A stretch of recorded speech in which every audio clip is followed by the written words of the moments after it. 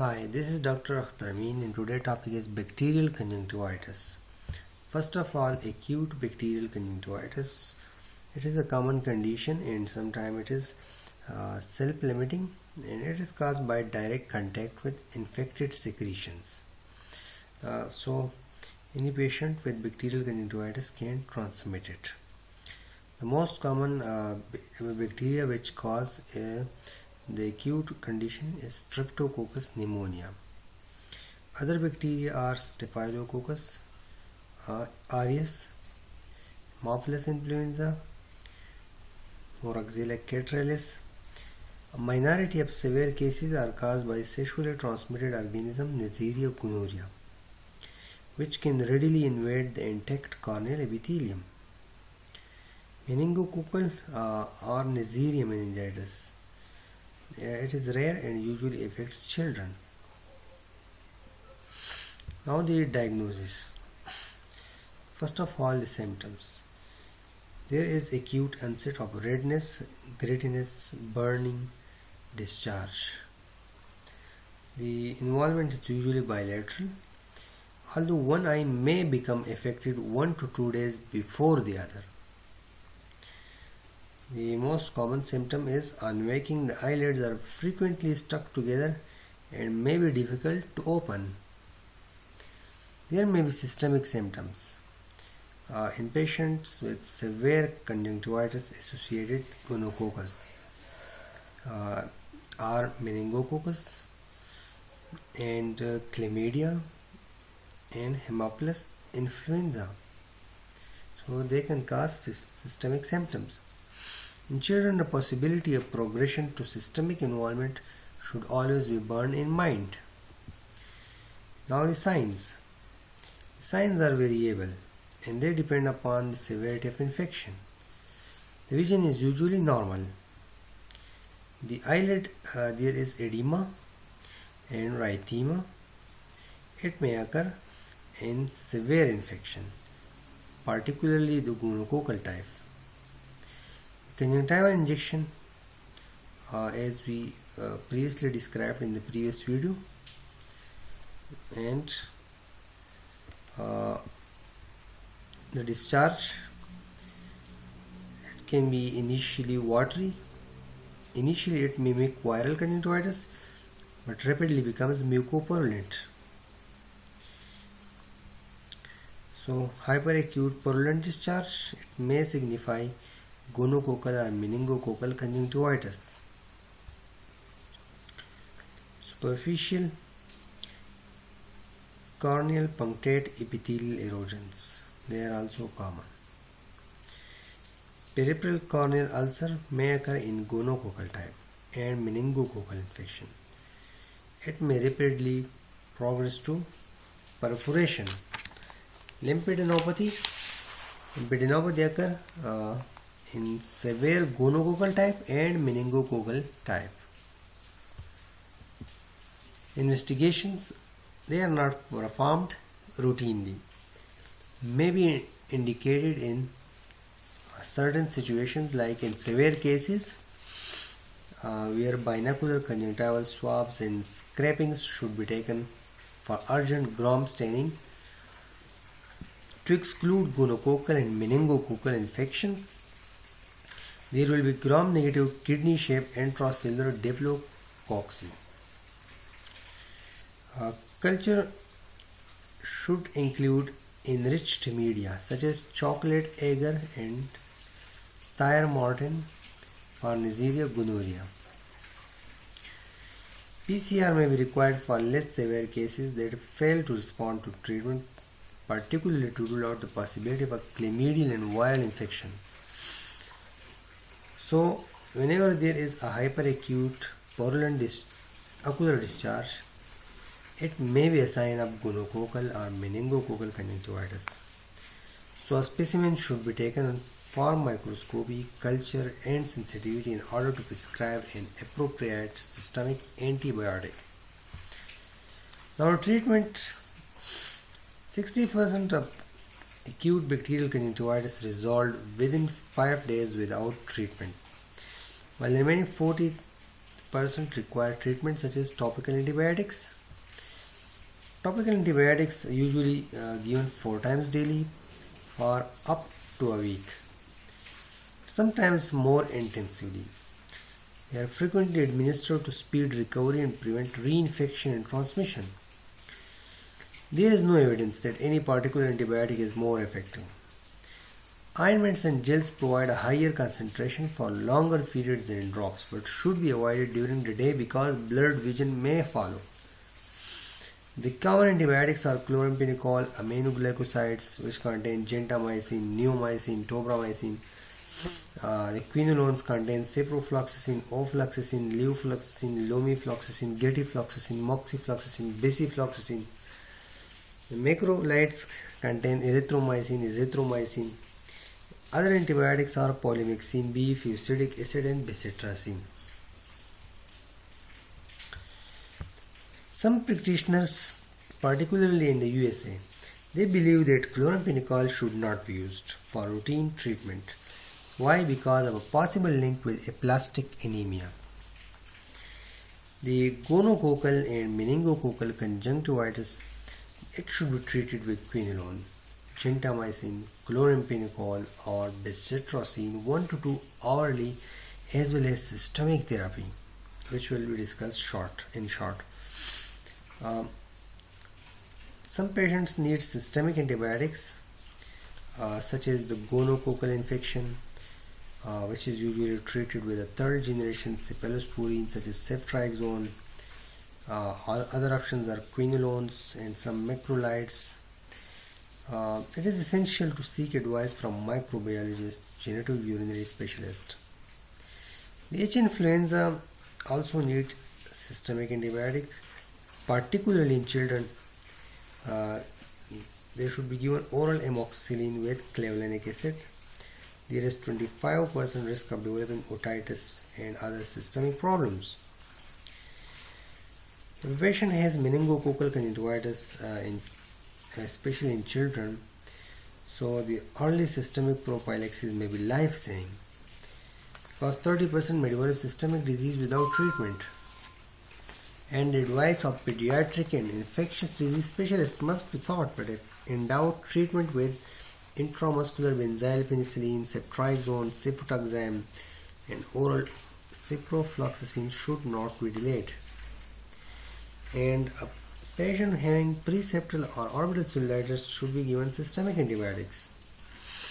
The other treatment options are topical steroids, which may reduce scoring in membranous and pseudomembranous conjunctivitis.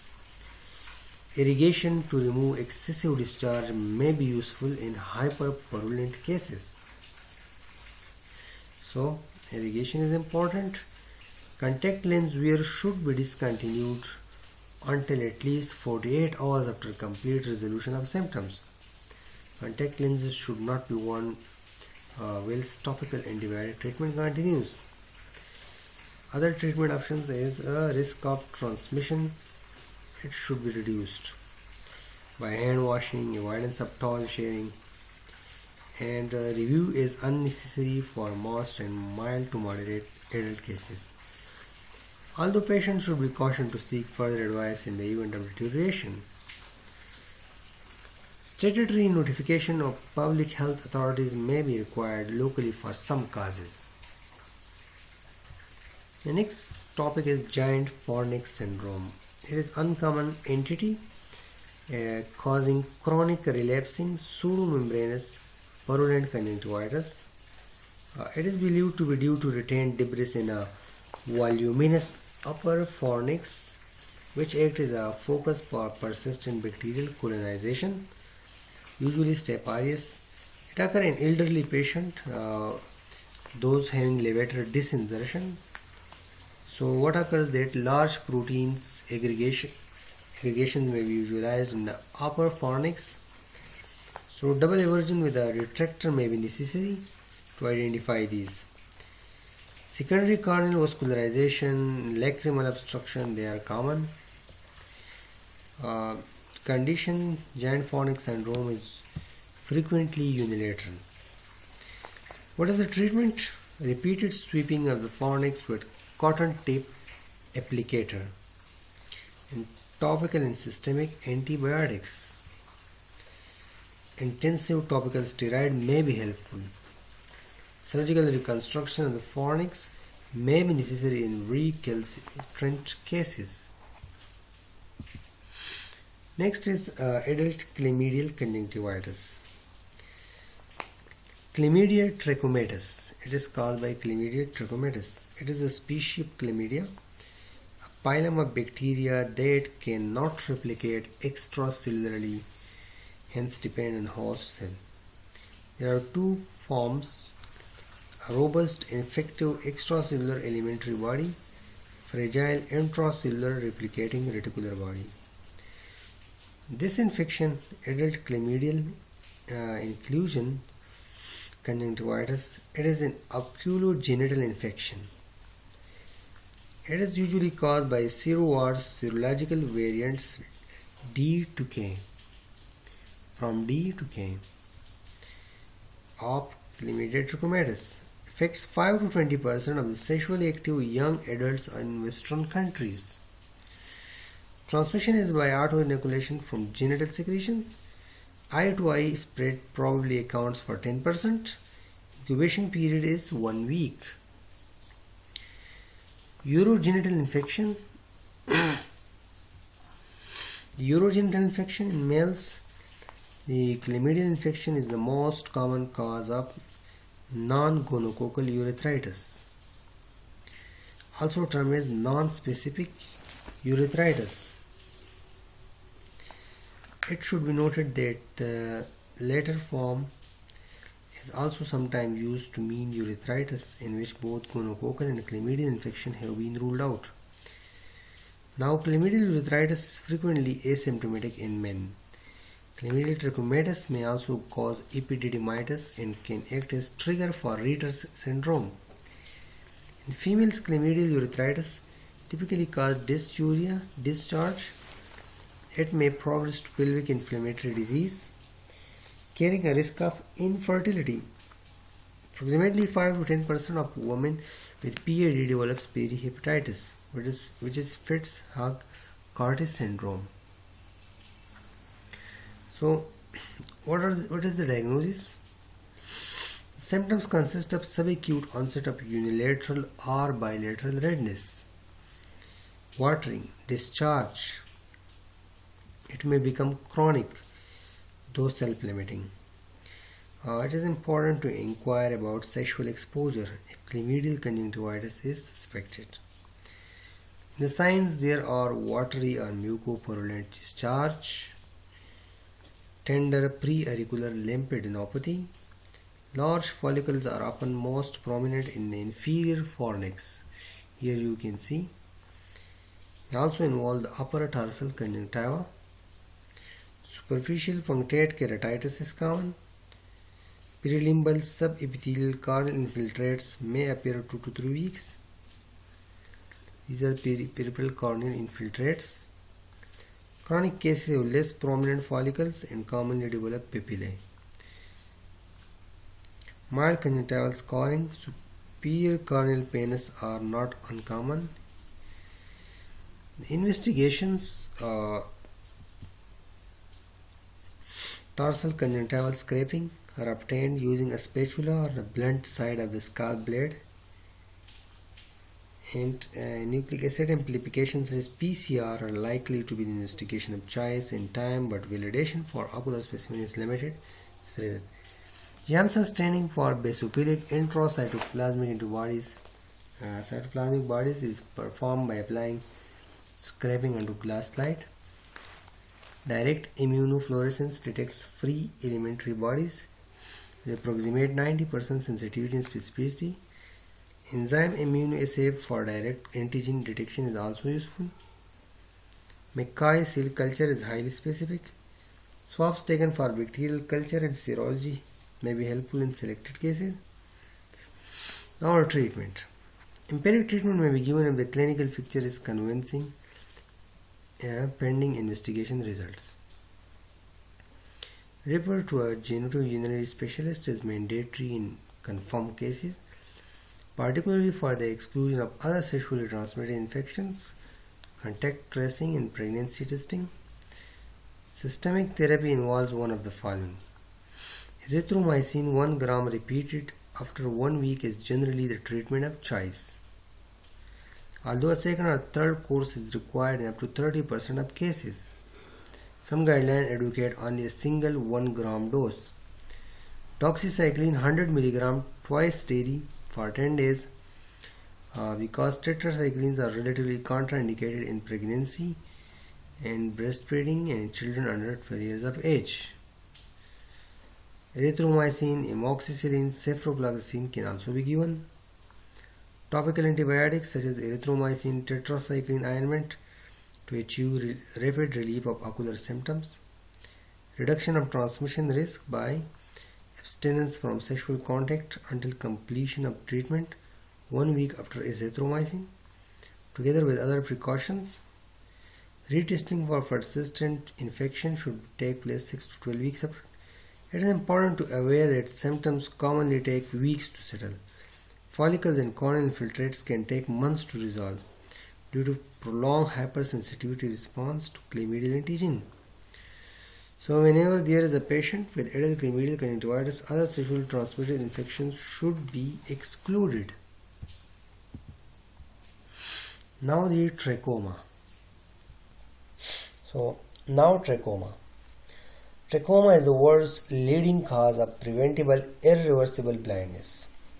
It is related to poverty, overcrowding, poor hygiene, the morbidity being a consequence of the establishment of reinfection cycles within communities.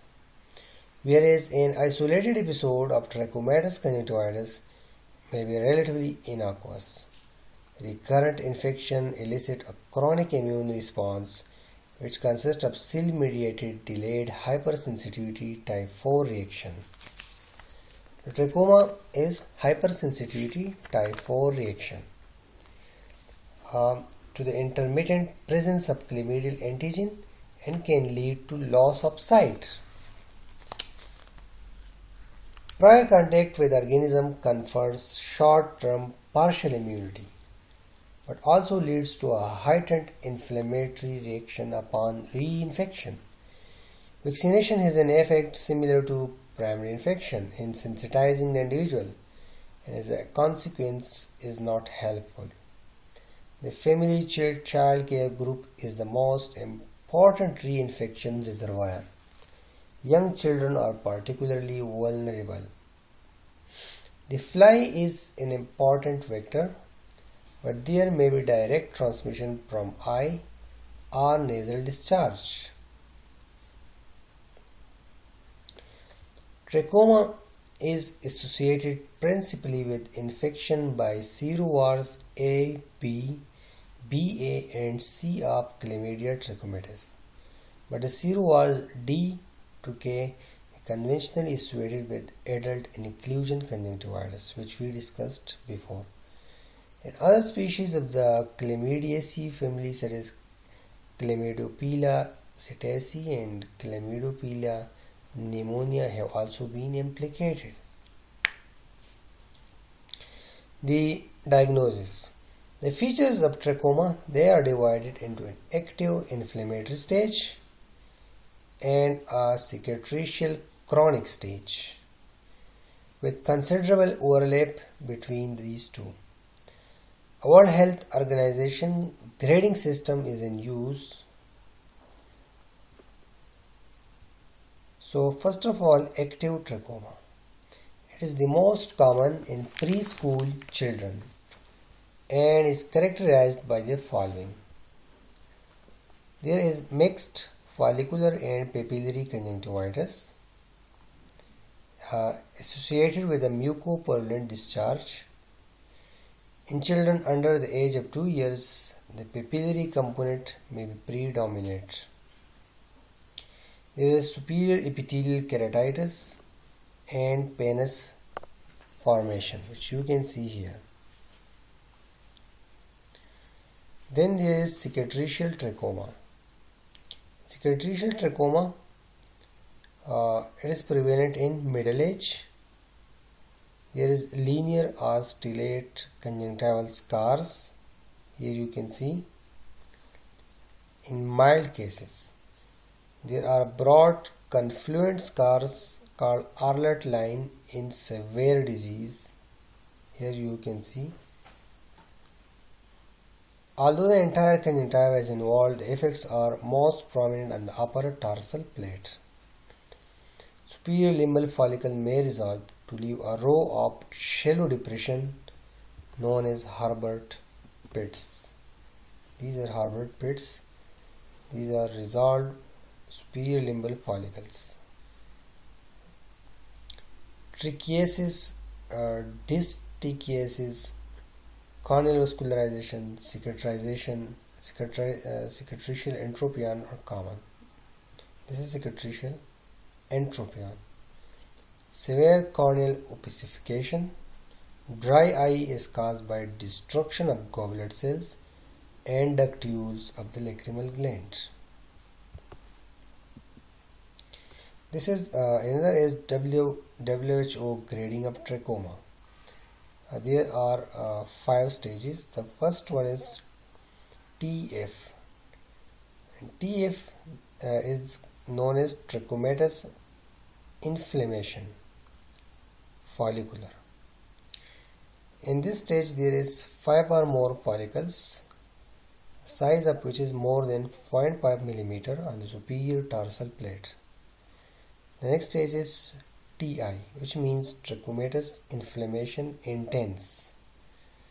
There is diffuse involvement of the tarsal conjunctiva, obscuring 50% or more than normal deep tarsal vessels. Papillae are present. The next stage is TS, which means trachomatous conjunctival scarring. The easily visible fibrous white tarsal bands. Next stage is TT, known as trachomatous trichiasis, at least one lash touching the globe. Next stage is CO, corneal opacity sufficient to blur details of at least part of the pupillary margin. So the first stage is IF, ISTO, FISTO. Now the management. The investigations are rarely used in the affected areas. Most cases, diagnosis can be made based on the clinical features. Various field techniques, dipstick, enzyme, immunoassay are available. Other investigations are similar to those for adult inclusion conjunctivitis. The management. For the management, there is a SAFE strategy, SAFE. It is supported by the WHO and other agencies. It encompasses surgery for trichiasis, antibiotics for active disease, facial hygiene, and environmental improvement. The antibiotics should be administered to those affected and to all family members. A single antibiotic course is not always effective in eliminating infection in an individual, and communities may need to receive annual treatment to suppress infection. A single dose of azithromycin 20 mg per kg up to 1 gram is the treatment of choice. Other alternatives are erythromycin 500 mg twice daily for 14 days or doxycycline 100 mg twice daily for 10 days. Remember, tetracyclines are relatively contraindicated in pregnancy, breastfeeding, and in children under 12. Topical 1% tetracycline ointment is less effective than oral treatment. Facial cleanliness is critical preventive measure. Environment improvement such as access to adequate water, sanitation, control of flies is important. Surgery, it is aimed at relieving entropion, trichiasis, maintaining complete lid closure, with bilinear dorsal rotation. So, keep in mind systemic tetracycline should not be used in pregnancy in children under 12 years of age because of the risk of tooth staining.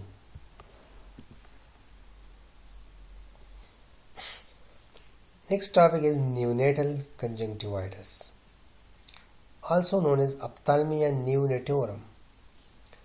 It is defined as conjunctival inflammation developing within the first month of life. Most common infection of any kind in neonates, occurring in up to 10%. Identified as a specific entity distinct from conjunctivitis in older infants because of its potentially serious nature, both ocular and systemic complications, and because it is often the result of infection transmitted from mother to infant during delivery. The causes: organisms acquired during vaginal delivery, such as Chlamydia trachomatis,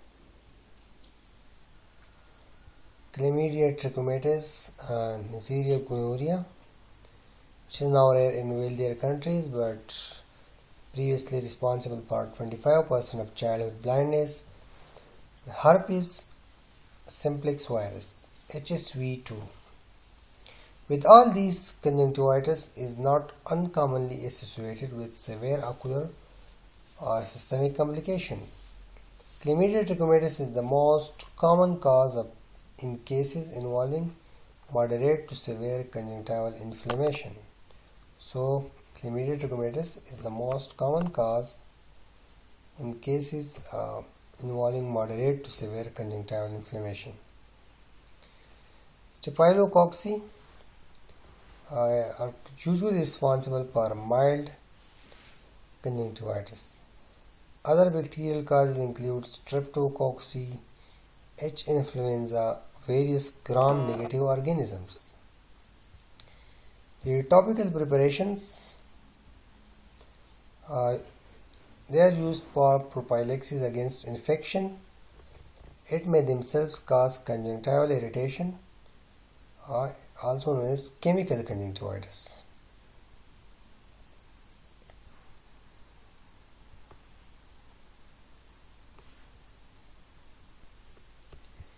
Investigations, the results of any parental prenatal testing for STI should be obtained.